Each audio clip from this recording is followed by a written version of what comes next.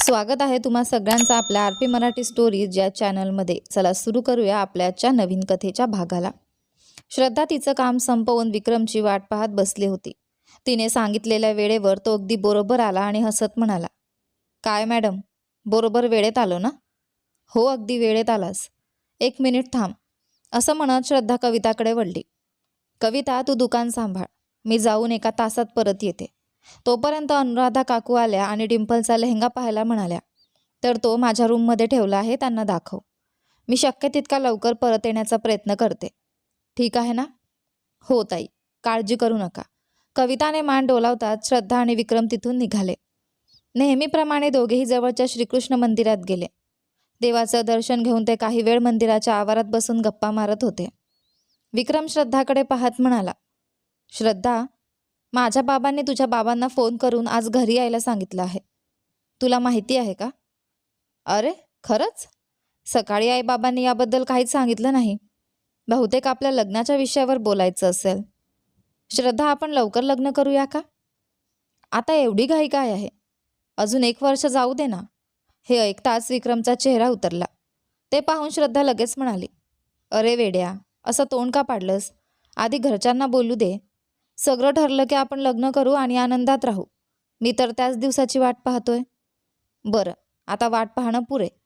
चल निघूया, दुकानात खूप काम आहे. असं म्हणत दोघे मंदिराला एक प्रदक्षिणा घालू लागले. तेवढ्यात त्यांच्यासमोर एक महिला देवासमोर दिवा लावत उभी होती. अचानक तिला चक्कर आली आणि ती खाली कोसळली. हे पाहताच श्रद्धा धावत तिच्याकडे गेली. काकू, काय झालं? विक्रम, लवकर पाणी घेऊन ये. श्रद्धा म्हणताच विक्रम धावत जाऊन पाण्याची बाटली घेऊन आला. काही क्षणांत मंदिरातील लोक त्यांच्या भोवती जमले आणि काय झालं ते पाहू लागले. श्रद्धाने त्या महिलेच्या चेहऱ्यावर पाणी शिंपडलं. काही वेळाने त्यांनी हळूहळू डोळे उघडले. समोर श्रद्धा दिसताच त्यांनी तिच्याकडे कृतज्ञतेने पाहिलं. खूप धन्यवाद बाळा, श्रद्धा प्रेमाने म्हणाली. काही नाही काकू, पण थोडं स्वतःची काळजी घ्यायला हवी ना. अचानक कसं काय बेशुद्ध पडलात? महिला हसत म्हणाली, काही नाही ग, आज माझ्या मुलांसाठी मी उपवास केला होता. सकाळपासून काही खाल्लं नव्हतं. मंदिरात पूजा करून मगच उपवास सोडायचा होता. ठीक आहे, चला मी तुम्हाला घरी सोडते. नको बाळा, मी गाडीतच आले आहे, मी व्यवस्थित घरी जाईन. ठीक आहे मग, असं म्हणून श्रद्धा विक्रमसोबत तिथून निघाली आणि आपल्या दुकानाकडे गेली. जाताना त्या महिलेची नजर मात्र श्रद्धावरच खिळून राहिली होती. किती गोड आणि सुस्वभावी मुलगी आहे. आदित्यसाठी ही मुलगी योग्य वाटते. घरी जाऊन त्याच्याशी याबद्दल बोलायला हवं, असा विचार करत त्या महिला मंदिरातून आपल्या घरी निघाल्या. श्रद्धाला मदत केलेली ती महिला म्हणजे आदित्य आणि ऋषीची आई उमा होती. घरी पोहोचल्यावर उमाने थेट देवघरात जाऊन दिवा लावला, पूजा केली आणि आपला उपवास सोडला. त्या हॉलमध्ये बसल्या असताना आदित्य त्यांच्या जवळ आला. आई, आज मंदिरात तुम्ही बेशुद्ध पडलात म्हणे. ड्रायव्हरने मला सांगितलं. तुम्ही असं का करता? किती वेळा सांगितलंय की असे कडक उपवास करून तब्येत खराब करू नका, पण तुम्ही माझं काही ऐकतच नाही. उमा हसत म्हणाली, आदित्य, हे सगळे उपवास मी तुझ्यासाठी आणि ऋषीसाठीच करते रे. आदित्याने हलकेच त्यांच्या हातावर हात ठेवला आणि म्हणाला, म्हणजे तुम्ही स्वतःची तब्येत बिघडवून आम्ही सुखी राहावं म्हणून प्रार्थना करता का? उमा पुढे म्हणाली, ते सगळं सोड रे आदित्य. आज मंदिरात मला एक मुलगी भेटली. अगदी देवी लक्ष्मीप्रमाणे दिसत होती. तुझ्यासाठी ती खूप योग्य वाटली. तिच्याबद्दल चौकशी करून तुझं तिच्याशी लग्न लावून देऊ का? उमा बोलत असतानाच घरात ऋषी आला आणि हसत म्हणाला, काय मम्मी, देवी लक्ष्मीप्रमाणे दिसत असेल तर तिचा फोटो कॅलेंडरमध्ये ठेवून बघा ना. पण माझ्या भावाचं लग्न तिच्याशी लावायचं ठरवलं, तेही रस्त्यात भेटलेल्या एका अनोळखी मुलीशी. असं बोलू नकोस रे ऋषी. ती मुलगी खूप सुसंस्कृत आणि नम्र वाटली. आदित्य, मी तिच्याबद्दल चौकशी करू का? आदित्य शांतपणे म्हणाला, आई, ते सगळं नंतर बघू. आधी तुम्ही जाऊन थोडी विश्रांती घ्या. उमाला त्यांच्या खोलीत पाठवून आदित्य ऋषीकडे वळला. ऋषी, काल रात्री तू क्लबमध्ये गेला होतास ना, तिथे काय झालं? ऋषी खटाडपणे हसला. ओह माय स्वीट ब्रदर, इतका लवकर तुला बातमी समजली का? तिथे एका माणसाने आपण कोण आहोत हे न जाणता माझ्याशी पंगा घेतला, पण आज मी त्याला योग्य उत्तर देणार आहे. तू निघशील तेव्हा मीही तुझ्यासोबत येतो. तुला तर अशा गोष्टी अजिबात आवडत नाहीत ना? हे ऐकून आदित्य फक्त हसला आणि आपल्या खोलीकडे निघून गेला. इकडे श्रद्धा विक्रमसोबत दुकानात परत आली. विक्रम तिला म्हणाला, श्रद्धा, रात्री उशीर झाला तर मला फोन कर, मी येऊन तुला घेऊन जाईन. एकटी जाऊ नकोस. ठीक आहे, आता तू निघ, घरी काकू तुझी वाट पाहत असतील. श्रद्धा म्हणताच विक्रमने आपली गाडी घेतली आणि तिथून निघून गेला. श्रद्धा थेट कविताकडे गेली. कविता, अनुराधाजी आल्या का? तिचं वाक्य पूर्ण होण्याआधीच मागून आवाज आला. अगं आम्ही आलोच आहोत श्रद्धा. श्रद्धाने मागे वळून पाहिलं तर अनुराधा आणि डिंपल तिथे उभ्या होत्या. या काकू, आत्ताच तुमच्याबद्दल विचारत होते, आत या. दोघे आत येऊन बसल्या. अनुराधा म्हणाली, श्रद्धा ड्रेस तयार झाला का? ट्रायल करून पाहू का? हो काकू, तयार आहे. मॅडम तुम्ही जाऊन घालून बघा. श्रद्धा म्हणताच डिंपल ट्रायल रूममध्ये गेली. काही वेळाने ती बाहेर आली. ड्रेस पाहून अनुराधा समाधानी होत्या. सगळं ठीक आहे श्रद्धा, पण त्याच वेळी डिंपल म्हणाली, मॉम इकडे बघा, गळ्याचा भाग मला खूप खोल वाटतोय. इथे थोडी अल्टरेशन करावी लागेल. ठीक आहे मॅडम, मी आत्ताच ते दुरुस्त करते आणि उद्या सकाळी तुमच्या घरी आणून देते. ठीक आहे, असं म्हणत त्या निघायला लागल्या. तेवढ्यात अनुराधाने आपल्या पर्समधून एक निमंत्रण पत्रिका काढून श्रद्धाकडे दिली. हे घे श्रद्धा, डिंपलच्या साखरपुड्याचं निमंत्रण आहे. उद्या संध्याकाळी मुंबईमधील ताज हॉटेलमध्ये कार्यक्रम आहे, तू नक्की यायचं. अनुराधाने श्रद्धाला निमंत्रण दिलेलं पाहून डिंपलला मात्र अजिबात आवडलं नाही. ती रागाने जाऊन कारमध्ये बसली. श्रद्धाला तिची नाराजी लगेच समजली. अनुराधा काकू, इथे खूप कामं आहेत, मी थेट लग्नालाच आले तर चालेल ना? अनुराधा हसत म्हणाल्या. डिंपल कशी वागते यामुळे तू येणार नाहीस असं म्हणतेस का? नाही श्रद्धा, तुला साखरपुड्याला नक्की यायचं आहे. श्रद्धाही हसली. ठीक आहे काकू, मी नक्की येईन. बस हेच ऐकायचं होतं. असं म्हणत अनुराधाने मान हलवली आणि कारकडे निघाल्या. कारमध्ये बसताच डिंपल चिडून म्हणाली, मॉम, ती काही एवढी मोठी व्यक्ती नाही. मोठमोठे लोक येणार आहेत तिथे. तुम्ही तिला का निमंत्रण दिलं? खरंच तुमचं डोकं फिरलंय का? अनुराधाचा चेहरा कठोर झाला. शांत बस डिंपल. श्रद्धा माझ्यासाठी दुसऱ्या मुलीसारखी आहे. मी तिला स्वतःहून निमंत्रण दिलं आहे. तू तुझ्या कामाशी काम ठेव. हे ऐकताच डिंपल रागाने दुसऱ्या बाजूला तोंड करून बसली. इकडे दुकानात श्रद्धा डिंपलच्या साखरपुड्याच्या लेहंग्यात करायच्या दुरुस्ती काळजीपूर्वक करत होती. तिच्या लक्षातही नव्हतं की उद्याचा दिवस तिच्या आयुष्यात एक मोठं वळण घेऊन येणार होता. श्रद्धा आपल्या कामात पूर्णपणे गुंतली होती. दुकानातील सर्व कामं ती वेगाने पूर्ण करत होती. दुकानात काम करणाऱ्या इतर मुलींची वेळ संपताच तिने त्यांना घरी पाठवून दिलं आणि स्वतःचं काम सुरू ठेवलं. रात्र खूप झाली होती. अखेर सर्व काम पूर्ण करून श्रद्धा स्कूटी घेऊन घरी निघणार होती. तेवढ्यात तिची नजर दुकानाबाहेर उभ्या असलेल्या एका व्यक्तीकडे गेली. तो दुसरा कोणी नसून तिचे वडील चंद्रकांत होते. त्यांना पाहताच ती त्यांच्या जवळ आली. बाबा, मी तुम्हाला काय सांगून आले होते आणि तुम्ही काय करत आहात जरा सांगाल का? चंद्रकांतजी लगेच म्हणाले, काही नाही ग, मी सहज या बाजूला आलो होतो. म्हटलं तुला भेटून जाऊ. काम संपलं का ते विचारावं. श्रद्धाने भुवया उंचावत विचारलं. खरंच? तुम्हाला वाटतं मी हे कारण खरं मानणार आहे? चला आता घरी जाऊया. असं म्हणत तिने आपल्या वडिलांना स्कूटीवर बसवलं आणि दोघे घरी निघाले. रात्र खूप झाल्यामुळे रस्त्यावर फारशी वर्दळ नव्हती. एखादी दुसरी गाडीच दिसत होती. श्रद्धा वडिलांशी बोलत गाडी चालवत होती. अचानक एक आलिशान लक्झरी कार भरधाव वेगाने आली आणि त्यांच्या स्कूटीला घासून पुढे गेली. काही क्षण श्रद्धाचा तोल गेला, पण तिने कसाबसा स्कूटीवर ताबा मिळवला. त्या कारच्या खिडकीतून एक तरुण बाहेर डोकावला. श्रद्धाला पाहताच त्याने गाडीचा वेग कमी केला. तो दुसरा कोणी नसून ऋषिकेश होता. तो खोडकर हसत म्हणाला, हाय ब्युटी, एवढ्या रात्री कुठे निघाली आहेस? आणि हे कोण? तुझे आजोबा आहेत का? हवं असेल तर तुला लिफ्ट देऊ का? त्याच्या शब्दांनी श्रद्धाचा संताप अनावर झाला. तिने त्याच्याकडे रागाने पाहिलं आणि स्कूटी बाजूच्या रस्त्यावर वळवली. ती चिडून म्हणाली, अशा लोकांना ड्रायव्हिंग लायसन्सच देऊ नये. पैसा आहे म्हणून काहीही करतात. घरच्यांनी कसं वाढवलं याला? नालायक माणूस. चंद्रकांत शांतपणे म्हणाले, अगं श्रद्धा, एवढा राग कशाला करतेस? अशा मुलांना हे काही मोठं वाटत नाही. उलट याने आपल्याला धडक दिली असती आणि अपघात झाला असता तरी त्याला काही फरक पडला नसता. कारण अशा लोकांकडे पैसा असतो आणि पैसा अनेक ठिकाणी त्यांच्यासाठी बोलतो. म्हणूनच तू रात्री उशिरा आलीस की मी तुला न्यायला येतो. हे ऐकून श्रद्धा हसली. म्हणजे अशा लोकांमुळे मला काही त्रास झाला तर तुम्ही चित्रपटातील हिरोसारखे फाईट करून मला वाचवणार आहात का चंदू? हे म्हणताच ती मोठ्याने हसू लागली. तिचं बोलणं ऐकून चंद्रकांतजीही हसू लागले. काही वेळातच ते घरी पोहोचले. त्यांच्या घराच्या दारात देवकी त्यांची वाट पाहत उभी होती. बाप लेकीला यायला एवढा उशीर का झाला? किती वेळ दारात उभी राहून वाट पाहू? ती बोलत असतानाच तिची नजर श्रद्धाच्या हातावर गेली हाताला हलकासा ओरखडा लागला होता आणि त्यातून थोडंसं रक्त येत होतं. हे पाहताच देवकी घाबरले. श्रद्धा, हे काय? हाताला रक्त कसं लागलं? ती लगेच श्रद्धाला आत घेऊन गेली. जखमेवर औषध लावलं आणि काय झालं ते विचारलं. श्रद्धाने संपूर्ण घटना सांगितली. ते ऐकून देवकीच्या चेहऱ्यावर चिंता उमटली. श्रद्धा, आता यापुढे असं उशिरापर्यंत काम करू नकोस. संध्याकाळी 6 वाजेपर्यंत घरी यायचं, समजलं? का आई? अशा लोकांना घाबरून? देवकी प्रेमाने म्हणाली. नाही ग, पण म्हणतात ना, दुष्ट माणसांपासून दूर राहिलेलंच बरं. मी फक्त तुझ्या सुरक्षिततेसाठी सांगते. ठीक आहे आई. मग ती जांभई देत म्हणाली. आता मला खूप झोप आली आहे, मी झोपायला जाते. उद्या संध्याकाळी अनुराधाजींच्या मुलीचा डिंपलचा साखरपुडा आहे, तिथे जायचं आहे. तेवढ्यात चंद्रकांत म्हणाले. 1 मिनिट श्रद्धा, आज विक्रमचे बाबा घरी आले होते. तुझ्या आणि विक्रमच्या लग्नाबद्दल आम्ही एक निर्णय घेतला आहे.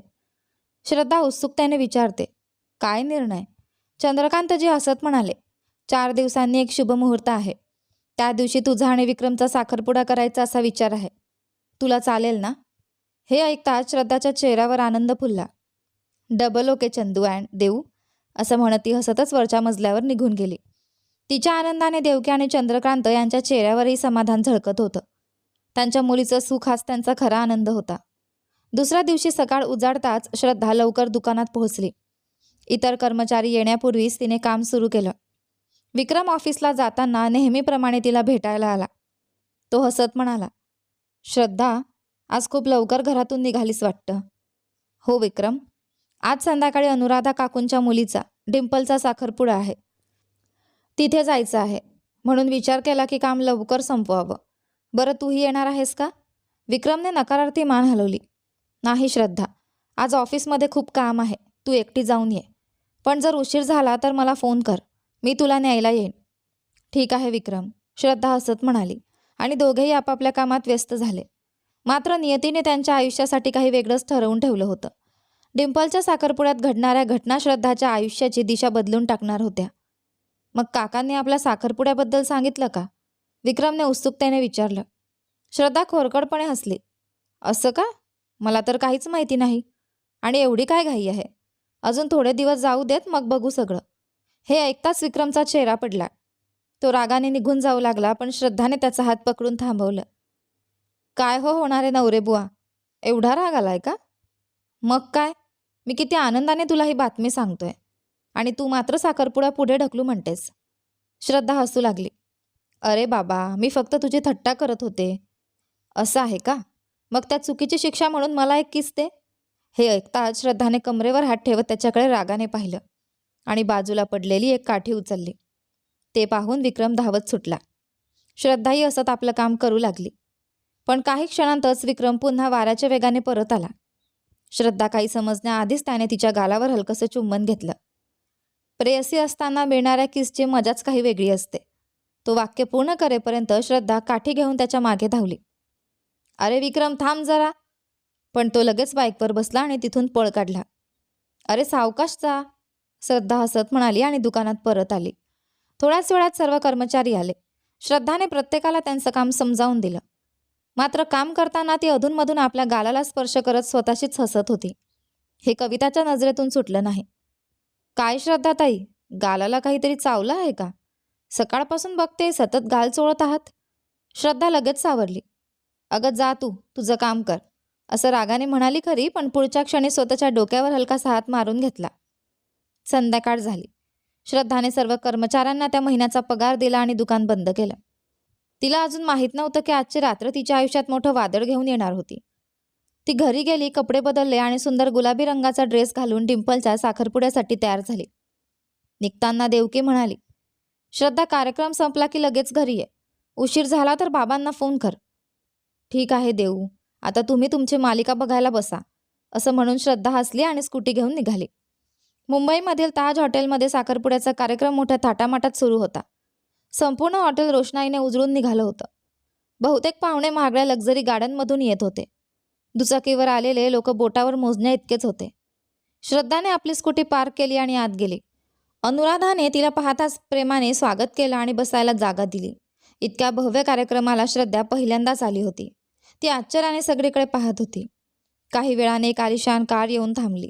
त्यातून आदित्य, ऋषी आणि उमा उतरले. आदित्य आणि उमा त्यांच्या जागेवर जाऊन बसले तर ऋषी थेट डिंपलला भेटायला आत गेला.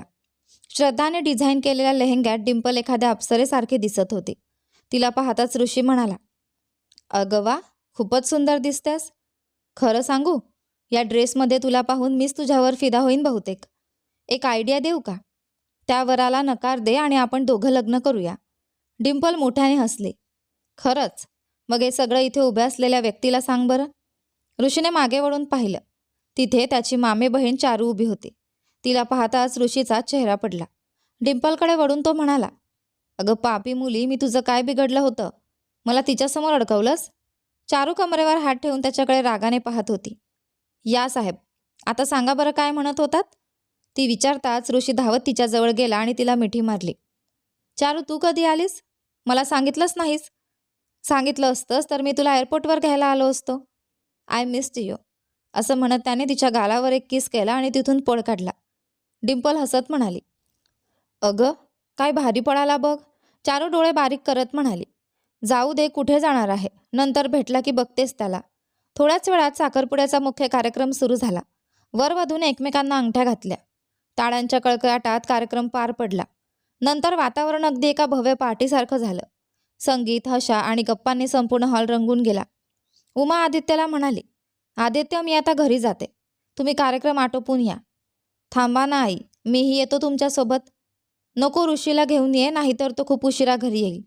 मला थोडी डोकेदुखी होते, असं म्हणून उमा बाहेर निघाल्या. कार्डजवळ जात असताना त्यांची नजर एका टेबलावर एकटी बसलेल्या श्रद्धावर पडली. श्रद्धा शांतपणे बसून सभोवतालचं सगळं पाहत होती. उमा तिच्या जवळ गेल्या. बाळा, तूच ना ती मुलगी जी मला त्या दिवशी मंदिरात भेटली होतीस? श्रद्धा लगेच उठली. हो आई, तुम्हाला माझी आठवण आहे? उमा प्रेमाने हसल्या. तुझी आठवण मी कशी विसरेन? ज्यांनी मला मदत केली त्यांना मी कधीच विसरत नाही. क्षणभर थांबवून त्यांनी विचारलं, बरं सांग, तू या कार्यक्रमात कोणाकडची आहेस? मुलीकडची की मुलाकडची? मला अनुराधा काकू माहिती आहेत. त्यांनीच मला या कार्यक्रमासाठी निमंत्रण दिलं आहे. श्रद्धाचं उत्तर ऐकून उमा हसल्या. अच्छा, ठीक आहे बाळा. बरं, तुझं नाव काय म्हणालीस? श्रद्धा आई. हे ऐकताच उमाने आदित्यकडे पाहिलं आणि डोळ्यांनीच त्याला श्रद्धाकडे पाहण्याचा इशारा केला. पण आदित्य मात्र आपल्या मोबाईलमध्ये इतका गुंतला होता की त्याचं तिच्याकडे अजिबात लक्ष गेलं नाही. उमाजींनी हलकंसं स्मित केला आणि श्रद्धाचा निरोप घेऊन तिथून निघून गेल्या. श्रद्धा अनुराधाजींना सांगून घरी निघायचं ठरवत होती.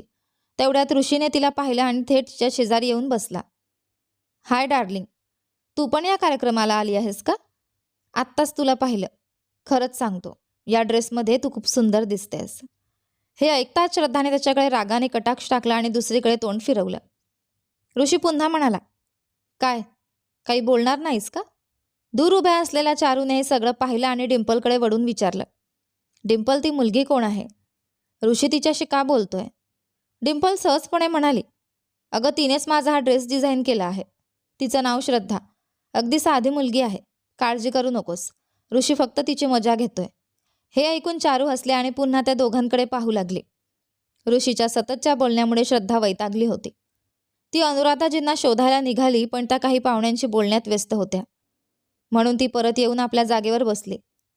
ऋषी लगेच म्हणाला, काय झालं? मला न पाहता राहवत नाही का? त्याचा हा मूर्खपणा सहन न झाल्यामुळे श्रद्धा उठली आणि थेट वॉशरूमच्या दिशेने निघून गेली. हे सगळं चारू दुरून पाहत होती. ती ऋषीजवळ आली आणि खोडकडपणे म्हणाली, काय साहेब, मुलींना इम्प्रेस करण्याचा जोरदार कार्यक्रम सुरू दिसतोय. छे छे, तसं काही नाही. तुझ्यासारखी तर ती अजिबात नाही. चारूने लगेच भुवया उंचावल्या. तू असाच वागत राहा. आदित्य दादाचं लवकर लग्न होऊ दे, मग तुझा नंबर आहे. माझ्या हातून सुटणार नाहीस, असं म्हणत ती तिथून निघून गेली. ऋषी मात्र मनात पुटपुटला, ही पण वेळोवेळी येऊन त्रास देते. आणि आता ती सुंदर मुलगी कुठे गेली? तिचा मागोवा हरवला की काय? असा विचार करत तो श्रद्धा ज्या दिशेने गेली होती त्या दिशेने निघाला. काही क्षणांनी श्रद्धा वॉशरूममधून बाहेर आली. ऋषीची नजर अचानक तिच्या ड्रेसवर गेली. तिच्या ड्रेसच्या मागच्या बाजूची गाठ सैल झालेली त्याच्या लक्षात आली. तो तिला हाक मारत तिच्याजवळ गेला. तिला सांगून ती गाठ नीट करून द्यावी असा त्याचा विचार होता. पण घाईत त्याने त्या दोरीला हात लावताच गाठ पूर्णपणे सुटली. क्षणात श्रद्धाच्या चेहऱ्यावर धक्का आणि संताप उमटला.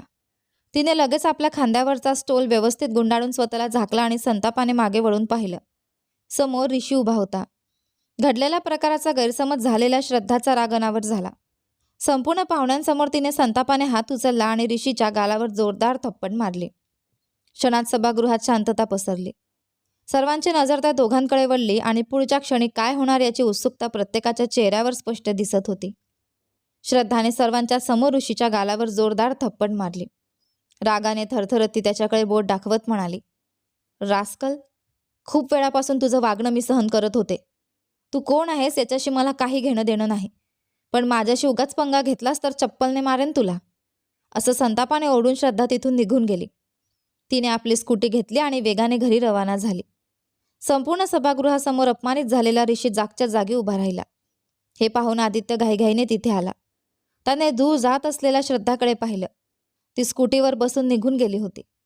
ऋषी मात्र तिच्याकडे रागाने पाहत उभा होता. चारू त्याच्या जवळ आली. ऋषी, काय झालं? तिने तुला का मारलं? नक्की काय घडलं ते सांग. पण ऋषीने काहीच उत्तर दिलं नाही. तो थेट आपल्या कारमध्ये बसला आणि भरधाव वेगाने तिथून निघून गेला. चारू आणि आदित्य एकमेकांकडे पाहत राहिले. आजूबाजूला उभे असलेले काही लोक मात्र मोबाईलमध्ये ऋषीला बसलेली थप्पड पुन्हा पुन्हा पाहत हसत होते. ते पाहून चारूच्या मनात राग उसळला. इतक्या लोकांसमोर माझ्या ऋषीचा अपमान केलास ना तू? तुला मी सहज सोडणार नाही. संपूर्ण जगासमोर तुला वाईट दाखवून तुझी बदनामी करते की नाही ते बघ. मनातच शपथ घेत चारू तिथून निघून गेले. आदित्यही शांतपणे बाहेर पडला. श्रद्धा घरी पोहोचली. तिला पाहताच देवकी म्हणाली, अगं, एवढ्या लवकर आलीस? कार्यक्रम संपला का? श्रद्धाने थकलेल्या आवाजात उत्तर दिलं, आई, थोडं डोकं दुखतंय, मी जाऊन झोपते. जेवलीस ना? हो, जेवले, असं म्हणून ती आपल्या खोलीत गेली आणि दरवाजा बंद केला. डिंपलच्या साखरपुड्यात ऋषीने केलेल्या वागणुकीचा विचार करताच तिचा संताप पुन्हा वाढत होता. रागातच विचार करता करता तिला झोप लागली. दुसरीकडे आदित्य घरी पोहोचला. उमा लगेच विचारू लागल्या, आदित्य, तू एकटाच आलास? ऋषी कुठे आहे? तो मागून येईल आई, तुम्ही झोपा, असं सांगून आदित्य आपल्या खोलीत गेला. त्याने ऋषीला फोन लावला, पण फोन फक्त वाजत राहिला. रात्र बरीच झाली तरी ऋषी घरी परतला नाही. शेवटी आदित्य चिंतेत पडला. त्याने कार काढली आणि ऋषीचा शोध घ्यायला निघाला. ऋषीच्या कारमध्ये बसवलेल्या GPS च्या मदतीने त्याने त्याचं लोकेशन शोधलं. लोकेशन शहरातील एका आधुनिक बारचं होतं. आदित्य तिथे पोहोचला. बारमध्ये ऋषी पूर्ण नशेत बुडाला होता. त्याच्या समोर रिकाम्या बाटल्यांचा ढीग पडला होता. आदित्य त्याच्याजवळ जाऊन म्हणाला, ऋषी, हे काय चाललंय? एवढी दारू का प्यायलास? ऋषी अडखळत उठला. समोर आदित्यला पाहताच तो मोठमोठ्याने बोलू लागला, ओह माय ब्रदर, एका मुलीने मला मारलं, पण तू तिला विचारलंस का? तिने मला का मारलं ते विचारलंस का? तो पुढे म्हणाला, तुमच्यापैकी कोणालाच मला समजून घ्यायचं नाही. सगळ्यांसमोर तिने माझा अपमान केला. मी काही चुकीचं केलं नव्हतं. त्याच्या डोळ्यात राग आणि वेदना दोन्ही होत्या. तिच्या ड्रेसची दोरी सुटली होती. मी फक्त ती नीट करावी म्हणून हात लावला, पण ती पूर्णपणे सुटली. त्यात माझी काय चूक होती? मग तिने मला का मारलं? आदित्य काही क्षण शांत राहिला. मग तो गंभीर आवाजात म्हणाला, ऋषी, ही परदेशी संस्कृती नाही. इथे एखाद्या मुलीला मित्र समजून अचानक स्पर्श करणं योग्य मानलं जात नाही. ऋषी शांतपणे ऐकत होता. आदित्य पुढे म्हणाला, तुला खरंच मदत करायची होती तर तिला सांगू शकत होतास, किंवा तिथे असलेल्या एखाद्या महिलेला सांगून मदत मागू शकत होतास. पण तू जे केलंस ते चुकीचं होतं. तिच्यासाठी तो खूप अवघड क्षण होता. त्यामुळे तिची प्रतिक्रिया नैसर्गिक होती. काही क्षण शांतता पसरली. मग आदित्य म्हणाला, चल आता घरी जाऊया. आदित्य त्याला घेऊन घरी आला. संपूर्ण प्रवासात ऋषी नशेत काही ना काही बडबडत होता. ए मुली, मला मारलं ना तू? मी तुला सोडणार नाही. माझा अपमान केलास? कसा बदला घेतो ते बघ, असं तो सतत पुटपुटत होता. घरी पोहोचल्यावर आदित्यने त्याला त्याच्या खोलीत नेला आणि बेडवर झोपवलं. त्यानंतर तो स्वतःच्या खोलीत गेला. पण ऋषीला मात्र झोप लागत नव्हती. रात्रभर त्याच्या डोळ्यांसमोर श्रद्धाचा चेहरा फिरत राहिला. राग, अपमान आणि सुडाच्या भावनेने त्याचं मन पेटून उठलं होतं. आणि त्याला कल्पनाही नव्हती की हा संघर्ष आता फक्त सुरू झाला होता. दुसऱ्या दिवशी सकाळ उजाडली. श्रद्धा नेहमीप्रमाणे कामावर जाण्यासाठी तयार होऊन बाहेर आली. हॉलमध्ये येताच तिला विक्रम आणि त्याचे वडील पांडुरंग बसलेले दिसले. त्यांना पाहताच ती हसून म्हणाली, या काका, नमस्कार. ती त्यांच्या स्वागतासाठी पुढे आली आणि आई देवकीच्या जवळ जाऊन उभी राहिली. देवकीने सर्वांसाठी गरम कॉफी आणली. कॉफीचा घोट घेत पांडुरंगजी म्हणाले, बरं झालं श्रद्धा, तू अजून कामावर निघाली नव्हतीस. एक महत्त्वाची गोष्ट सांगायची होती म्हणून इतक्या सकाळी आलो. श्रद्धा उत्सुकतेने विचारू लागली, काय काका, एवढं महत्त्वाचं काय आहे? पांडुरंगजी असत चंद्रकांतजीकडे वळले. काय चंद्रकांत, तुम्ही अजून श्रद्धाला काही सांगितलंच नाही का? हे ऐकताच श्रद्धाची नजर वडिलांकडे वळली. चंद्रकांत हसत म्हणाले, पांडुरंग तुम्हीच सांगा. पांडुरंगजी आनंदाने म्हणाले, काही विशेष नाही बाळा. तुझं आणि विक्रमचं लग्न पुढच्या महिन्याच्या 10व्या तारखेला ठरवलं आहे. श्रद्धा आश्चर्याने उभीच राहिली. काय, 10व्या तारखेला? काका इतक्या लवकर? अजून काहीच दिवस उरले नाहीत. एवढ्या कमी वेळात सगळं कसं होणार? पांडुरंग हसले. त्याचं उत्तर तुझ्या बाबांकडे आहे. लग्नाची तारीख पहिल्या शुभमुहूर्तावर ठेवायची हट्टाने त्यांनीच सांगितलं. श्रद्धा लगेच वडिलांकडे वळली. बाबा एवढी घाई कशासाठी? चंद्रकांतजी काही क्षण शांत राहिले, मग प्रेमाने तिच्याकडे पाहत म्हणाले, बाळा, काही दिवसांपासून माझं मन अस्वस्थ होतं. म्हणून मी तुझी पत्रिका एका ज्योतिषाकडे घेऊन गेलो होतो. घरात क्षणभर शांतता पसरली. चंद्रकांत पुढे म्हणाले, त्यांनी सांगितलं की तुझं लग्न पहिल्या शुभमुहूर्तावर व्हायला हवं, नाहीतर तुझ्या आयुष्यात एखादं मोठं संकट येऊ शकतं. हे ऐकून देवकीची नजर नकळत श्रद्धाकडे वळली. चंद्रकांत पुढे म्हणाले, मी त्यांना विचारलं की ते संकट कसं टाळता येईल. तेव्हा त्यांनी सांगितलं की जर तू लग्न करून नव्या आयुष्यात प्रवेश केलास तर ते संकट आपोआप दूर होईल. त्यांच्या आवाजात एका वडिलांची काळजी स्पष्ट जाणवत होती. म्हणून मी आणि तुझी आई मिळून हा निर्णय घेतला आहे. श्रद्धा, कृपया लवकर लग्नाला होकार दे. हे ऐकताच श्रद्धाच्या चेहऱ्यावर हसू उमटलं. तिने प्रेमाने मान डोलावली. ठीक आहे बाबा. तिच्या उत्तराने सगळ्यांच्या चेहऱ्यावर आनंद पसरला. त्याचवेळी विक्रमने कुणाच्याही नकळत श्रद्धाकडे पाहून डोळा मारला. श्रद्धाने लगेच आपल्या सुंदर माशासारख्या डोळ्यांनी त्याच्याकडे रागाचा अभिनय करत कटाक्ष टाकला. पण त्या कटाक्षातही प्रेम दडलं होतं. त्या क्षणी तिच्या आयुष्यातील एक सुंदर नवीन अध्याय सुरू होत होता. तिला अजून माहीत नव्हतं की नियती तिच्यासाठी वेगळ्याच परीक्षा घेऊन उभी आहे. श्रद्धाच्या आई वडिलांनी तिच्या लग्नाची तारीख निश्चित केली होती. ही आनंदाची बातमी ऐकल्यानंतर श्रद्धा कामासाठी दुकानात जाण्यास निघाली. सर्वांचा निरोप घेऊन ती बाहेर आली तर विक्रम आधीच बाईक घेऊन तिची वाट पाहत उभा होता.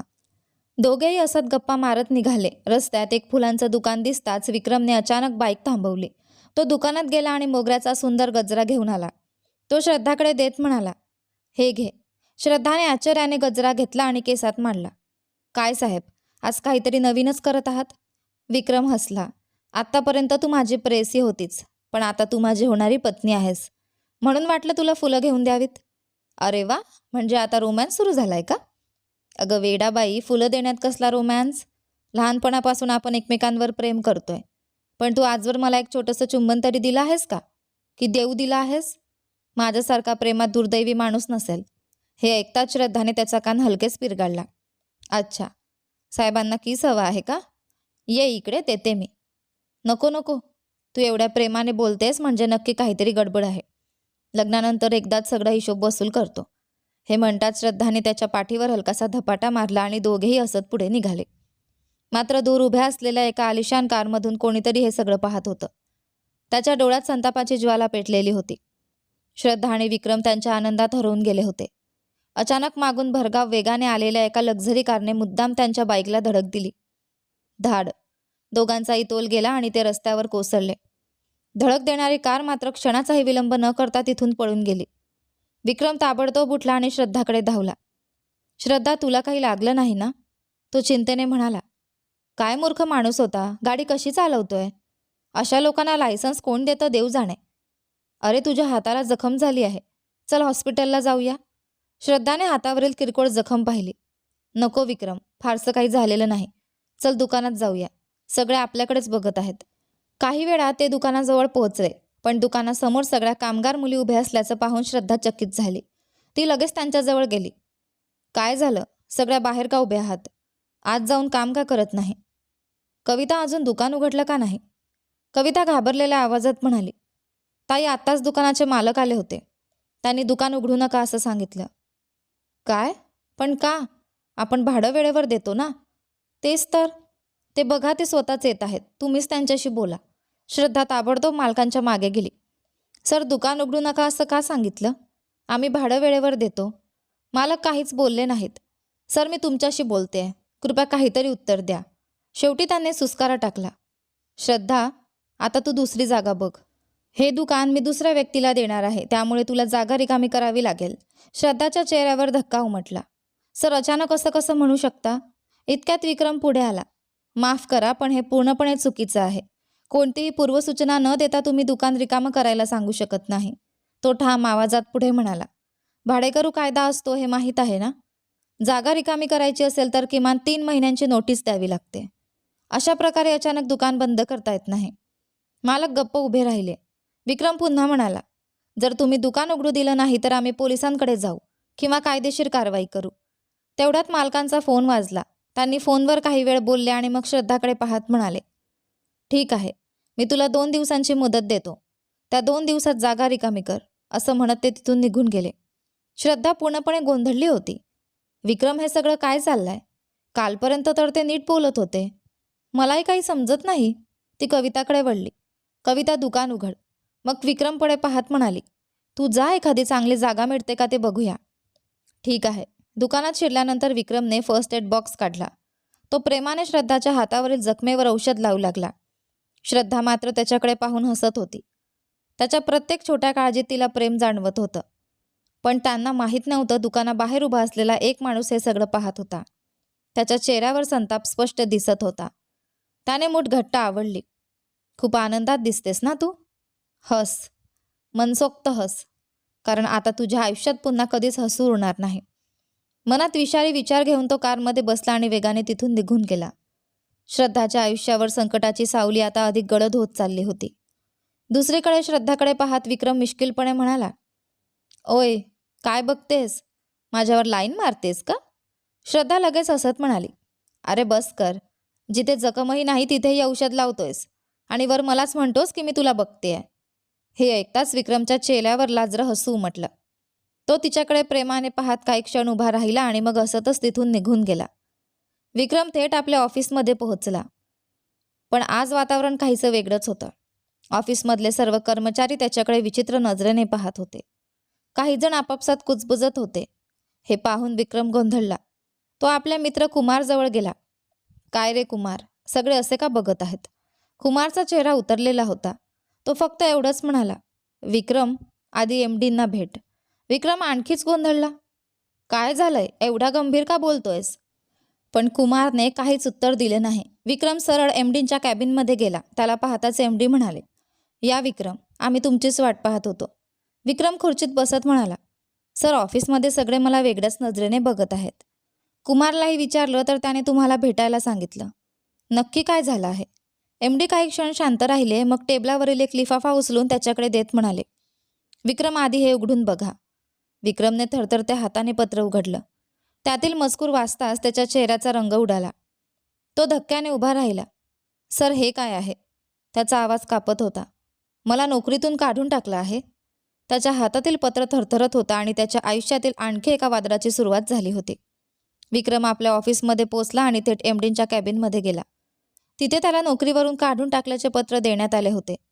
पत्र वाचताच तो संतापला. हे काय चाललंय? मी इतके वर्ष या कंपनीसाठी प्रामाणिकपणे काम केलं आणि आज अचानक मला नोकरीतून काढून टाकताय? माझ्या कामात नेमकी कोणती चूक झाली ते तरी सांगा, कारण न सांगता मी इथून जाणार नाही. त्याच्या आवाजात संताप स्पष्ट जाणवत होता. MD मात्र शांतपणे म्हणाले, पहा विक्रम, कंपनीची आर्थिक परिस्थिती सध्या चांगली नाही. त्यामुळे आम्हाला काही कर्मचाऱ्यांना कमी करावं लागत आहे, म्हणून हा निर्णय घेतला. त्यांचं उत्तर ऐकताच विक्रमने त्यांच्या हातातील कागद हिसकावून घेतला आणि रागाने बाहेर निघून गेला. विक्रम बाहेर पडताच काही क्षणांनी एक व्यक्ती कॅबिनमध्ये आली. तो माणूस खुर्चीत बसत म्हणाला, छान, मी सांगितल्याप्रमाणे काम झालं. MDंच्या चेहऱ्यावर अपराधीपणाचे भाव होते. सर, तुमच्या सांगण्यावरूनच मी विक्रमला कामावरून काढलं. पण खरं सांगायचं तर तो खूप मेहनती मुलगा आहे. कंपनीसाठी त्याने खूप काही केलंय. त्याच्यावर अन्याय झाल्यासारखं वाटतंय. तो माणूस थंड हसला. मिस्टर दुरईस्वामी, तुमचा व्यवसाय सुखरूप चालवायचा असेल तर तुम्हाला माझं ऐकावंच लागेल. तो पुढे झुकला. नाहीतर अचानक तुमच्या घरी सरकारी छापा पडू शकतो. हे ऐकताच MDंचा चेहरा फिकट पडला. तो माणूस मात्र धमकी देऊन शांतपणे तिथून निघून गेला. दुसरीकडे विक्रमला काहीच समजत नव्हतं. तो सरळ श्रद्धाच्या दुकानात पोहोचला. तिथेही वातावरण गोंधळलेलं होतं. श्रद्धा खूप चिंतेत दिसत होती. काय झालं श्रद्धा, एवढी तणावात का दिसतेस?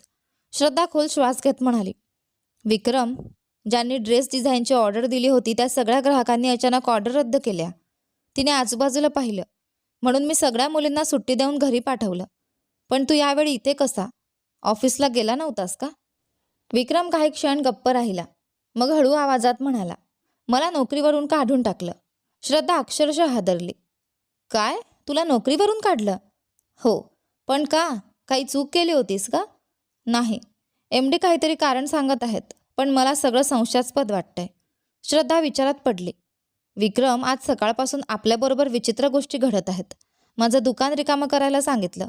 सगळ्या ऑर्डर्स रद्द झाल्या. आता तुझी नोकरी गेली. तिच्या डोळ्यात काळजी होती. आपल्या भोवती अचानक इतक्या समस्या का निर्माण होत आहेत? दोघं बोलत असतानाच दुकानासमोर एक आलिशान कार येऊन थांबली. त्यातून अनुराधा उतरल्या. त्यांना पाहताच श्रद्धा पुढे आली. या अनुराधाजी, आत या. पण अनुराधाजींच्या चेहऱ्यावर गंभीर भाव होते. त्या आत येताच म्हणाल्या, श्रद्धा, काल कार्यक्रमात तू असं का वागलीस? श्रद्धा गोंधळली. मी काय केलं? विक्रमही आश्चर्याने तिच्याकडे पाहू लागला. काय झालं श्रद्धा? मग श्रद्धाने कालच्या साखरपुड्यात घडलेली संपूर्ण घटना त्याला सांगितली. हे ऐकून अनुराधाजी म्हणाल्या, श्रद्धा, ऋषीचा हेतू तसा नव्हता. त्याला तुझ्या ब्लाऊजची दोरी सुटली आहे असं वाटलं. तो ती नीट करायला गेला होता. श्रद्धा शांतपणे म्हणाली. अनुराधाजी, समजा तुम्ही म्हणताय ते खरं आहे. ती पुढे म्हणाली, पण इतक्या लोकांसमोर त्याने माझ्या कपड्याला हात लावला. मला अपमानित झाल्यासारखं वाटलं, म्हणून मी त्याला मारलं. तिच्या आवाजात ठामपणा होता. फक्त याच कारणामुळे नाही. तो कायम माझ्या मागे लागून त्रास देत होता. त्यामुळे काल माझा संयम सुटला. अनुराधा काही क्षण शांत राहिल्या. श्रद्धा, त्याची चूक असली तरी तूही त्याला सगळ्यांसमोर मारून अपमानित केलंस. ते योग्य होतं का? श्रद्धा तितकाच ठामपणे म्हणाली, त्या क्षणी मला जे योग्य वाटलं तेच केलं. त्यात मला काही चुकीचं वाटत नाही. अनुराधा गंभीर स्वरात म्हणाल्या, ठीक आहे, पण आता सावध राहा. त्यांच्या आवाजात चिंता होती. ते लोक खूप प्रभावशाली आहेत. विशेषतः ऋषीच्या वडिलांना जर कळालं की त्यांच्या मुलाला एका मुलीने सगळ्यांसमोर थप्पड मारली आहे तर ते तुला सहज सोडणार नाहीत. श्रद्धा निर्धाराने म्हणाली, मला त्याची भीती नाही. ते कितीही मोठे लोक असले तरी मी जाणीवपूर्वक कोणतीही चूक केलेली नाही. विक्रम लगेच तिच्या बाजूने उभा राहिला. हो मॅडम, श्रद्धाच्या जागी कोणतीही मुलगी असती तर तिनेही हेच केलं असतं. तेवढ्यात अनुराधाजींचा फोन वाजला. फोनवर बोलताना त्यांच्या चेहऱ्यावरील रंग उडाला. फोन ठेवताच त्या घाबरलेल्या आवाजात म्हणाल्या, श्रद्धा, ऋषीने खूप दारू प्यायली होती. त्याने कार चालवताना अपघात केला आहे. त्या काही क्षण विचारात पडल्या. मला सगळंच काहीतरी चुकीचं घडत असल्यासारखं वाटतंय. त्या निघण्यासाठी उठल्या. तुम्ही दोघं काळजी घ्या आणि मी सांगितलेल्या गोष्टीचा विचार कर, असं म्हणत त्या तातडीने निघून गेल्या. ऋषीच्या अपघाताची बातमी कळताच आदित्य धावतच रुग्णालयात पोहोचला. डॉक्टर त्याच्यावर उपचार करण्याचा प्रयत्न करत होते, पण ऋषी हट्टाने कोणताही उपचार करून घेण्यास तयार नव्हता. थोड्याच वेळात एक डॉक्टर बाहेर आले. त्या आदित्यकडे पाहत म्हणाले, मिस्टर आदित्य, तुमचा भाऊ कोणत्याही उपचारांना सहकार्य करत नाही. डॉक्टर चिंतेने पुढे म्हणाले, असं चालू राहिलं तर त्याचं बरंच रक्त वाया जाईल. आदित्यने गंभीरपणे मान हलवली. 2 मिनिटे त्या डॉक्टर. त्याच्या आवाजात ठामपणा होता. मी त्याला समजावतो, असं म्हणत आदित्य थेट ऋषीच्या रूमकडे निघाला. दरवाजा उघडून तो आत शिरला आणि त्याला कल्पनाही नव्हती की पुढच्या काही मिनिटात ऋषी जे सांगणार होता त्यामुळे अनेक आयुष्यांचं भविष्य बदलणार होतं. ऋषीच्या अपघाताची बातमी समजताच आदित्य घाईघाईने रुग्णालयात पोहोचला. तिथे डॉक्टरांनी त्याला सांगितलं की तो उपचार घेण्यास नकार देतोय. आदित्यने डॉक्टरांना शांतपणे सांगितलं, मी बोलतो, असं म्हणत तो थेट ऋषीच्या रूममध्ये आला. ऋषी, तुला काय झालंय? उपचार का करून घेत नाहीस? ऋषी संतापाने ओरडला. मला काय झालंय विचारतोस? मी जिथे जातो तिथे सगळे मला चिडवतात. एका मुलीकडून थप्पड खाल्लास म्हणून हसतात. त्याने मूठ आवडली. मला हा अपमान सहन होत नाही. अशा आयुष्यापेक्षा मरलेलं बरं. मला कोणताही उपचार नको. तेवढ्यात चारू रूममध्ये आली. ती रागाने म्हणाली, तू मरायची भाषा का करतोयस? तिने तुला सगळ्यांसमोर अपमानित केलं आणि तू हार मानतोयस? तिच्या डोळ्यात संताप होता. आपल्यासारख्या मोठ्या घरातील मुलाला तिने मारण्याची हिंमत केली. तिच्या त्या वागण्याची किंमत तिला कळाली पाहिजे. आदित्य लगेच मध्ये पडला. ऋषी, शांत हो. गरज पडली तर मी त्या मुलीला तुझी माफी मागायला लावीन. पण ऋषीचा राग शांत होण्याऐवजी आणखी वाढला. नाही, चारू बरोबर म्हणते. मी तिला सोडणार नाही. आता मीच तिच्याशी हिशेब करणार. आदित्यने दीर्घ श्वास घेतला. ठीक आहे, ते नंतर पाहू, आधी उपचार करून घे. शेवटी ऋषी तयार झाला आणि डॉक्टरांनी त्याच्यावर उपचार सुरू केले. दुसरीकडे चारू रागाने रुग्णालयावर बाहेर पडली. तिने डिंपलला फोन करून श्रद्धाच्या दुकानाचा पत्ता घेतला आणि सरळ तिथे पोहोचली. त्यावेळी श्रद्धा आणि विक्रम दुकानात बोलत बसले होते. चारू त्यांच्या समोर येऊन उभी राहिली. अगं, काल सगळ्यांसमोर माझ्या ऋषीला थप्पड मारणारी तूच ना? श्रद्धा निर्धाराने म्हणाली, हो मीच मारली. ती पुढे म्हणाली, त्याने जे केलं त्यासाठी कोणतीही मुलगी असती तर तेच केलं असतं. तुझ्याबरोबर असं घडलं असतं तर तू हसत निघून गेली असतीस का? चारू संतापली. त्याने काही केलं असलं तरी तुला त्याचा अपमान करण्याचा अधिकार नव्हता. ती बोट दाखवत म्हणाली, ताबडतोब जाऊन त्याची माफी माग, नाहीतर तुला जिवंत सोडणार नाही. श्रद्धा तिच्याकडे रोखून पाहत म्हणाली, मला धमक्या देऊ नकोस. मी अशा गोष्टींना घाबरत नाही. जे करायचं असेल ते कर, पण आधी इथून निघ. हे ऐकता चारू संतापाने श्रद्धाला मारण्यासाठी पुढे आली, पण त्याआधीच विक्रमने तिचा हात पकडला. हॅलो मॅडम, तो कठोर आवाजात म्हणाला. माझ्या दुकानात येऊन कोणाला मारायला निघाले आहात? तो पुढे म्हणाला, तुम्ही मुलगी आहात म्हणून मी शांत आहे, नाहीतर परिस्थिती वेगळी असते. आता कृपया इथून निघा, असं म्हणत त्याने तिचा हात झटकला. चारूचा तोल गेला. ती खाली पडणार इतक्यात कोणीतरी तिला वाचवलं. तो आदित्य होता. चारू लगेच आदित्यच्या मागे उभी राहिली. पहा ना आदित्य दादा, मी फक्त ऋषीबद्दल विचारायला आले होते, पण याने मला मारून बाहेर काढायचा प्रयत्न केला. तिने मुद्दाम खोटं सांगितलं. हे ऐकताच आदित्यचा राग अनावर झाला. त्याने विक्रमच्या शर्टची कॉलर पकडली. इतकी हिंमत कशी झाली तुला आमच्या घरच्या मुलीला हात लावायची? तो संतापाने गुरगुरला. खूप माज आलाय का? तो विक्रमला मारण्यासाठी हात उगारत होता हे पाहून श्रद्धा पुढे आली. तिने आदित्यला दूर ढकलण्याचा प्रयत्न केला, पण आदित्य जणू एखाद्या दगडी पुतळ्यासारखा जागच्या जागी उभा होता. तिच्या शक्तीचा त्याच्यावर काहीच परिणाम झाला नाही. उलट आदित्य संतापाने तिच्याकडे वळला. त्याने तिची मान पकडली. श्रद्धाला श्वास घेणं कठीण झालं. आदित्य कठोर आवाजात म्हणाला, तू माझ्या भावाला मारलंस म्हणून तो आज या अवस्थेत आहे. तो पुढे म्हणाला, शहाणपणाने येऊन त्याची माफी माग. त्याच्या डोळ्यात इशारा स्पष्ट दिसत होता. आणि जर माफी मागितली नाहीस तर... तो काही क्षण थांबला.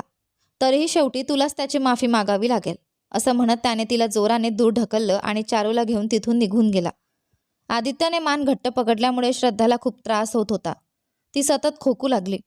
विक्रमने लगेच तिला पाणी आणून दिलं. तिला आधार देत तो म्हणाला, श्रद्धा, हा माणूस एवढा क्रूर कसा असू शकतो? श्रद्धा हळूहळू सावरत म्हणाली, अशा लोकांना पैशाचा माज असतो विक्रम. ती पुढे म्हणाली, सोड ना, आपणही बघू काय करायचं ते. सध्या इथे काही काम नाही, घरी जाऊया. माझं मन खूप अस्वस्थ आहे. विक्रम चिंतेने म्हणाला, पण हे सगळं काका काकूंना कळलं तर? श्रद्धा लगेच म्हणाली, नको. आई बाबा आता वयस्कर झालेत. त्यांना हे कळलं तर ते खूप घाबरतील. ठीक आहे. दोघेही दुकान बंद करून घरी निघाले. दरम्यान रुग्णालयात ऋषीचे आई वडील आले होते. त्याचे वडील वेदाचार्य आदित्यला विचारू लागले, काय झालं आदित्य?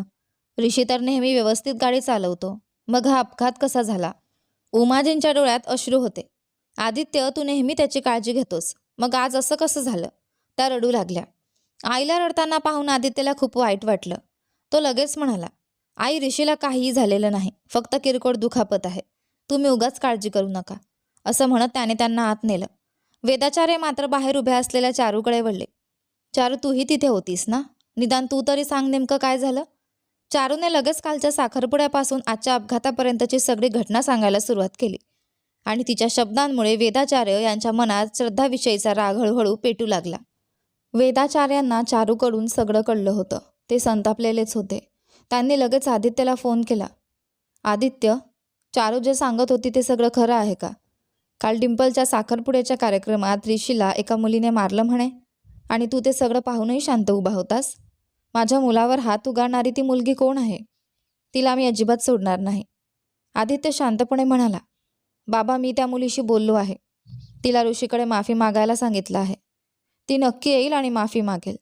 तुम्ही याबद्दल जास्त विचार करू नका, सगळं मी सांभाळतो. ठीक आहे, ही समस्या योग्य प्रकारे तूच हाताळ, असं म्हणून वेदाचार्यांनी ऋषीकडे पाहिलं आणि डॉक्टरांची चर्चा केली. डॉक्टरांनी सांगितलं की त्याला दुसऱ्या दिवशी सकाळी घरी घेऊन जाता येईल. ही माहिती आदित्यला देऊन ते उमा यांना घेऊन निघून गेले. ते गेल्यावर ऋषीने आदित्यला विचारलं, आदित्य, बाहेर बाबांशी काय बोलत होतास? तुझ्याकडे त्या मुलीकडून माफी मागून घेणार आहे असं सांगितलं. ऋषीच्या चेहऱ्यावर एक क्रूर हास्य उमटलं.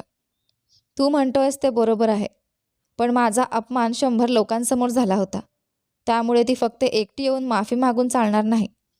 डिंपलच्या साखरपुड्याला जेवढे लोक आले होते त्या सगळ्यांना उद्या रात्री त्याच ठिकाणी बोलाव. तिथे त्या मुलीने माझ्या पायांवर पडून माफी मागितली पाहिजे. आणि चारू, तू ते इंस्टाग्राम आणि फेसबुकवर लाईव्ह दाखवायचं. तेव्हाच मला मारल्याची तिला खरी किंमत कळेल. करशील ना हे सगळं आदित्य? तू काळजी करू नकोस, सगळं मी पाहतो.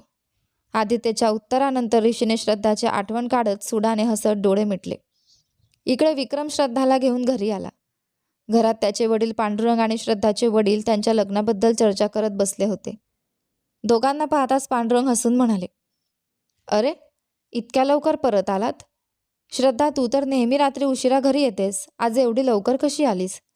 श्रद्धा हसत म्हणाली, काही विशेष नाही मामा. आज ऑफिसमध्ये फारसं काही काम नव्हतं, म्हणून मी आणि विक्रम जवळच्या मंदिरात जाऊन आलो. असं का? खूप छान. खरं तर तुमचं लग्न पहिल्याच शुभमुहूर्तावर करायचं ठरवलं आहे. त्याच तयारीबद्दल मी आणि तुझे बाबा बोलत होतो. तेवढ्यात घराबाहेर एक कार येऊन थांबली. श्रद्धाने उत्सुकतेने दरवाजाकडे पाहिलं. कारमधून उतरलेला आदित्य थेट घराच्या दिशेने चालत येत होता. त्याला पाहता श्रद्धाच्या छातीत धडधड सुरू झाली. आई वडिलांना काही समजू नये याची तिला प्रचंड भीती वाटत होती. आदित्यने तिच्या चेहऱ्यावरची घाबरलेली भावना ओळखली आणि तिच्याकडे पाहून एक गूढ स्मित केलं. श्रद्धाचे वडील चंद्रकांत यांनी विचारलं, तुम्ही कोण बाळा? आदित्य हसत म्हणाला, मी तुमच्या होणाऱ्या जावयाचा मित्र आहे. या दोघांना भेटून जावं म्हणून आलो. त्यावर देवकी म्हणाल्या, असं आहे का? या ना आत, कॉफी घेऊन मग जा. नको आंटी, मला फक्त यांच्याशी थोडंसं बोलायचं आहे. तुम्ही दोघं जरा बाहेर याल का? असं म्हणत तो घरापासून थोडं दूर जाऊन उभा राहिला. श्रद्धाने विक्रमचा हात घट्ट पकडला आणि त्याच्यासोबत बाहेर आली. आदित्यने आपला गॉगल खाली करत तिच्याकडे पाहिलं आणि पुन्हा तो डोळ्यांवर चढवला.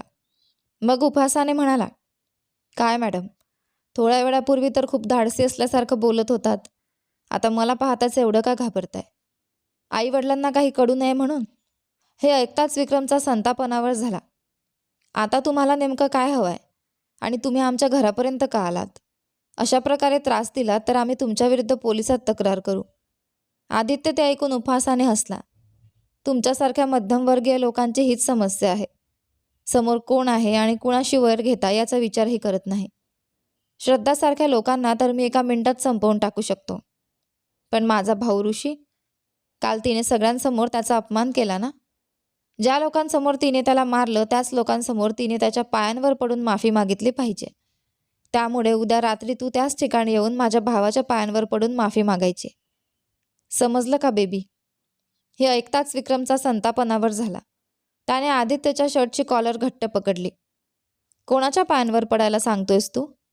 स्वतःला खूप मोठा समजत असशील, पण श्रद्धा कुठेही येणार नाही आणि कोणाच्याही पायांवर पडणार नाही. समजलं का? विक्रम अजूनही त्याची कॉलर धरूनच बोलत होता. क्षणात आदित्यचा राग अनावर झाला. त्याने जोरदार ठोसा मारत विक्रमला जमिनीवर पाडलं. श्रद्धा घाबरून गेली. ती धावत जाऊन विक्रमला उठवू लागली. आदित्य संतापाने म्हणाला, मी शांतपणे बोलण्याचा प्रयत्न करतोय आणि तुम्ही दोघं माझ्याशीच उर्मटपणा करताय. असं म्हणत त्याने विक्रमला धरून बसलेल्या श्रद्धाचे केस जोरात पकडून ओढले. वेदनेने श्रद्धाच्या डोळ्यात पाणी आलं. आदित्य तिच्याकडे रोखून पाहत म्हणाला, यापुढे मी तुला शांतपणे समजावून सांगणार नाही. उद्याच या सगळ्या प्रकरणाचा शेवट करायचा आहे.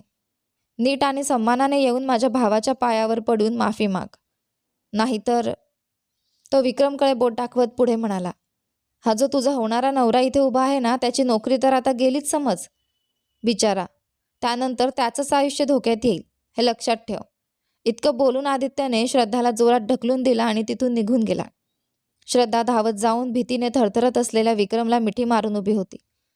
दरम्यान आदित्य कारमध्ये बसून निघून गेला.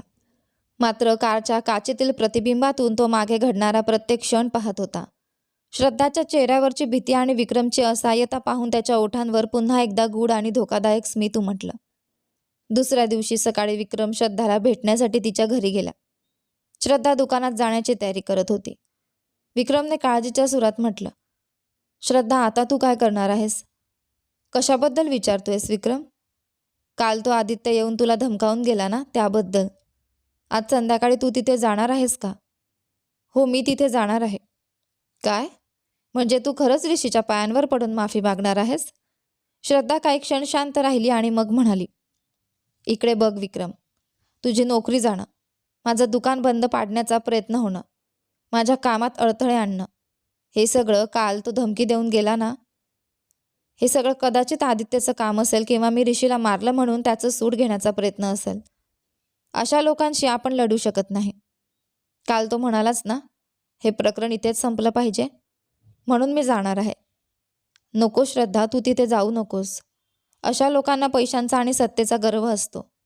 ते आपल्यासारख्या सामान्य लोकांना खूप त्रास देतात. ते काहीही करू शकतात. मला हे सगळं योग्य वाटत नाही. श्रद्धा त्याला समजावत म्हणाली, तू काही काळजी करू नकोस, मी सगळं सांभाळेन. चल आता दुकानात जाऊया. तिने आईवडिलांना सांगून घराबाहेर पाऊल टाकलं आणि विक्रम तिला घेऊन निघाला. दोघे दुकानासमोर पोहोचले तेव्हा अनुराधा आतीच श्रद्धाची वाट पाहत उभ्या होत्या. त्यांना पाहताच श्रद्धा म्हणाली, अनुराधाजी, तुम्ही एवढ्या लवकर येण्याआधी मला एक फोन तरी करायचा होता ना. किती वेळ इथे उभे आहात? थांबा जरा. विक्रम, ही चावी घे आणि दुकान उघड. विक्रमने दुकान उघडलं आणि तिघेही आत गेले. आत गेल्यावर अनुराधा चिंताग्रस्त स्वरात म्हणाल्या, श्रद्धा, नेमकं काय चाललंय? डिंपलच्या साखरपुड्याला जेवढे लोक आले होते त्या सगळ्यांना चारूने फोन करून आज संध्याकाळी पुन्हा यायला सांगितलं आहे. मला काहीच समजत नाही. मी तिला विचारलं तर ती फक्त संध्याकाळी या, सगळं कळेल एवढंच म्हणाली. पुन्हा काही नवीन समस्या झाली आहे का? श्रद्धाने एक दीर्घ श्वास घेतला. हो, मी ऋषीला मारलं म्हणून तो प्रत्येक प्रकारे मला त्रास देतोय. आता तर त्याने अशी अट घातली आहे की ज्या लोकांसमोर मी त्याचा अपमान केला त्याच लोकांसमोर मला त्याच्या पायांवर पडून माफी मागावी लागेल. अनुराधा स्तब्ध झाल्या. काय? असं कोण म्हणालं? ऋषीचा मोठा भाऊ आदित्य. आदित्य? हो. आणि मी त्याच्या भावाच्या पायांवर पडून माफी मागताना चारूने सोशल मीडियावर लाईव्ह दाखवायचं आहे. नाहीतर माझा होणारा नवरा विक्रम जिवंत राहणार नाही अशी धमकीही त्याने दिली आहे. ऐकून विक्रमच्या मोठी आवडल्या गेल्या. अनुराधा काही वेळ विचारात पडल्या आणि मग म्हणाल्या, आता तू काय करायचं ठरवलं आहेस? मी आज संध्याकाळी तिथे जाणार आहे. म्हणजे तू खरंच त्याच्या पायांवर पडून माफी मागणार आहेस? पण बघ, ते लोक काहीही करू शकतात. मला एक उपाय सुचतोय. विक्रम लगेच म्हणाला. काय उपाय आंटी? अनुराधा शांतपणे म्हणाल्या. उमा, म्हणजे आदित्य आणि ऋषीची आई. ती माझी खूप चांगली मैत्रीण आहे. आपण तिच्याशी बोलूया. कदाचित ती आपली मदत करेल. कारण तिचे दोन्ही मुलगे तिचं प्रत्येक म्हणणं ऐकतात. त्या पुढे म्हणाल्या, पण तिच्याशी बोलताना खूप काळजी घ्यावी लागेल. तिला कोणतीही धक्कादायक किंवा खूप आनंदाची बातमी अचानक सांगायची नाही. तिचं हृदय खूप कमकुवत आहे. तिला 2 वेळा हृदयविकाराचा झटका आला आहे. म्हणून मी शांतपणे तिला सगळं समजावून सांगेन. ती सांगेल तर दोघं भाऊ नक्की ऐकतील. अनुराधाजींच्या बोलण्यावर श्रद्धा विचारात पडली. मग ती हळू आवाजात म्हणाली, नाही अनुराधाजी, मला हा उपाय योग्य वाटत नाही. विक्रम आश्चर्याने म्हणाला, का श्रद्धा? आंटी जे सांगत आहे तो तर चांगला उपाय आहे. आपण त्या आईशी बोलून पाहू शकतो ना. श्रद्धा डोकं हलवत म्हणाली, नाही विक्रम. अनुराधाजी म्हणाल्या ना, त्यांना कोणताही धक्का सहन होत नाही. जर आपल्यामुळे त्यांना काही झालं तर हा खूप मोठा धोका आहे. तिने अनुराधाजींकडे पाहत ठामपणे सांगितलं, मी आज संध्याकाळी त्या ठिकाणी येईन. तुम्ही काळजी करू नका. आज या सगळ्या प्रकरणाचा काहीतरी शेवट करू. त्यांनी सांगितलेलं मी करेन. हे ऐकताच अनुराधाजींच्या डोळ्यात अपराधीपणाची छटा उमटले. त्या भावुक स्वरात म्हणाल्या, ते दोघं भाऊ तुझ्यावर सूड उगवायचा विचार करत आहेत आणि तू मात्र त्यांच्या आईला काही त्रास होऊ नये याचा विचार करतेस. खरंच मला माफ कर श्रद्धा. यापेक्षा जास्त मदत मी तुला करू शकत नाही. अनुराधाजींच्या आवाजात असहाय्यता होती. तर श्रद्धाच्या चेहऱ्यावर येणाऱ्या वादळाला सामोरं जाण्याचा निर्धार स्पष्ट दिसत होता. काही हरकत नाही. माझ्यासाठी एवढ्या लांबून येऊन तुम्ही बोललात हेच माझ्यासाठी खूप आहे. अनुराधाजी प्रेमाने हसल्या. ठीक आहे बाळा, मी निघते. या प्रकरणात माझ्याकडून जेवढी मदत होईल तेवढी मी नक्की करेन श्रद्धा, असं म्हणत त्या निघून गेल्या. अनुराधा गेल्यावर श्रद्धा विक्रमकडे वळून म्हणाली, विक्रम, माझं मन अजिबात शांत नाही आहे. जवळच्या हनुमान मंदिरात जाऊन येऊया का? हो, चल. विक्रमने होकार दिला. श्रद्धा तेवढ्यात कामावर नुकतीच आलेल्या कविताकडे वळली. कविता, आज दुकानाचं सगळं काम तू बघ. बाकीच्या कर्मचाऱ्यांना कामं वाटून दे. मी संध्याकाळी उशिरा आले तर तू दुकान बंद करून घरी जा, ठीक आहे? कविता काळजीने म्हणाली. हो ताई, पण काय झालंय? तुमचा चेहरा खूप चिंताग्रस्त दिसतोय. श्रद्धा जबरदस्तीने हसले. काही नाही ग, तू काम बघ, मी निघते. मग ती विक्रमसोबत तिथून निघाली. इकडे अनुराधा कारमध्ये बसल्या. ड्रायव्हरने विचारलं, मॅडम आता सरळ घरी जायचं का? नाही, गाडी सरळ उमाच्या घरी घेऊन चल, असं सांगून त्या आदित्य आणि ऋषीची आई उमा यांना भेटायला निघाल्या. अनुराधा उमाच्या घरी पोहोचल्या. त्या आत गेल्या तेव्हा आदित्य उमाला औषध देत होता. अनुराधाजींना पाहताच तो म्हणाला, या आंटी आत या. अनुराधाजींनी आश्चर्याने विचारलं, काय झालं आदित्य? उमाला औषध का देतोयस? आदित्यने हलकंसं हसत उत्तर दिलं, तुमची मैत्रीण आता आमचं काही ऐकतच नाही. बघा ना, पुन्हा रक्तदाब वाढवून घेतलाय, म्हणून बीपीची गोळी देतोय. उमा लगेच म्हणाल्या, अगं काही नाही अनुराधा, हा उगाच छोट्या छोट्या गोष्टींना घाबरतो. सांग कशासाठी आली आहेस? उमाची तब्येत पाहून अनुराधाजींनी श्रद्धाच्या समस्येबद्दल बोलण्याचा विचार बदलला. त्या शांतपणे म्हणाल्या, काही विशेष नाही. डिंपलने सांगितलं की ऋषीचा छोटासा अपघात झाला होता, म्हणून त्याला भेटून जावं म्हणून आले. आता कसा आहे तो? उमा सुस्कारा टाकत म्हणाल्या, काय सांगू अनुराधा, काही दिवसांपासून त्याचा चेहराच पडलेला दिसतोय. विचारलं तर नीट काही सांगत नाही. पण मला त्याची चिंता नाही, कारण आदित्य त्याची खूप काळजी घेतो. आमच्या सगळ्यांपेक्षा जास्त प्रेम या मुलाचं त्याच्यावर आहे. हे ऐकताच अनुराधाजींच्या मनात विचारांचं वादळ उठलं. या भावाच्या प्रेमामुळेच एका निरपराध मुलीचं आयुष्य उद्ध्वस्त होतंय. दोघे भाऊ मिळून श्रद्धाला त्रास देत आहेत. खरंच त्या मुलीचीच सर्वात जास्त दया येते. पण हे सगळं कोणाला सांगून थांबवायचं? त्या विचारात असतानाच आदित्याचा आवाज कानावर पडला. अनुराधा आंटी, काय झालं? तुम्ही कुठल्या विचारात हरवल्यासारख्या दिसताय. नाही रे, काही नाही. ऋषी काय करतोय आत्ता? औषध घेऊन झोपलाय. असं का? ठीक आहे, मग नंतर येऊन भेटते. उमा स्वतःची काळजी घे बरं का, मी निघते. ठीक आहे, तुलाही डिंपलच्या लग्नाच्या तयारीकडे लक्ष द्यायचं आहे ना? हो, मी निघते. तेवढ्यात उमा म्हणाल्या, थांब जरा अनुराधा, तुझ्या भावाची मुलगी लंडनमध्ये शिकते ना? हो, स्वरा. उमा हसत म्हणाल्या, तिचं आपल्या आदित्यशी लग्न ठरवू का? हे ऐकताच आदित्य मध्येच बोलला, आई सध्या तरी माझ्या लग्नाचा काही विचार नाही.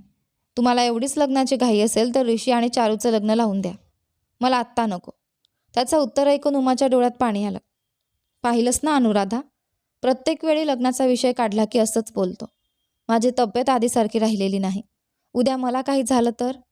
माझ्या दोन्ही मुलांची लग्न माझ्या डोळ्यांसमोर व्हावीत, एवढी इच्छा ठेवणं चुकीचं आहे का?